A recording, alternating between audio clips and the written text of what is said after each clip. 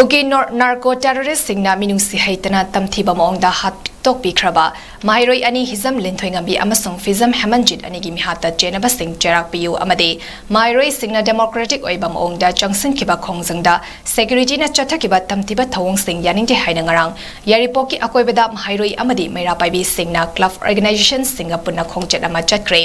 mairoi luf taret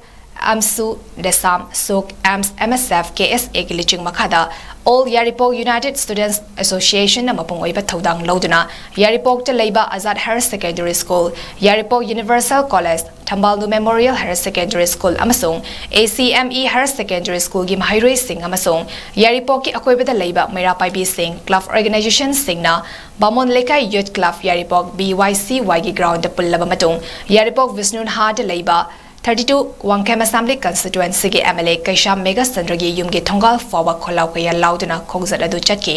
madudagi amok Yaripok tulihal fawa chatlaba matungda Yaripok kaithel da khut samnaraka pareng lepki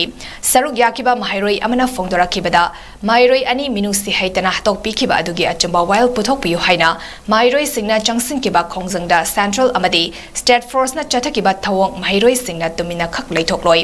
kolom paiduna mahai tamzariba mahairoi singda security force singna chathakiba ka henba thawong singa do condemn tawi asuguma thodok makhatan amuk hanna thokan biganu haina mahakna phongdoki Student Union Tareki Makada, Koya Hotel Laiva, Higher Secondary Marina, and the Bishop Area, and Dr. Miatin Hatkava, Hemaj Amdi, Litwingambi Anigi, and Dr. Nauna, Pino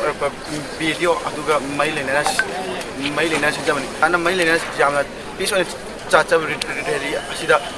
uniform Cheliva Sart, Sinda, Central Force, Kahenban, Towache, Kochato, Koina Tumin. Yenguna laibang amoy kutok kolumpay ka like tam deriba akoy da sumba thong chatharak pai se yam laibak thibani sumana siliki makata wa thawak chatharak patar gadi kutok kolumpay ba koi kutok khulai pa dan lanting ra kena ha jing sigi pale sa ka sigi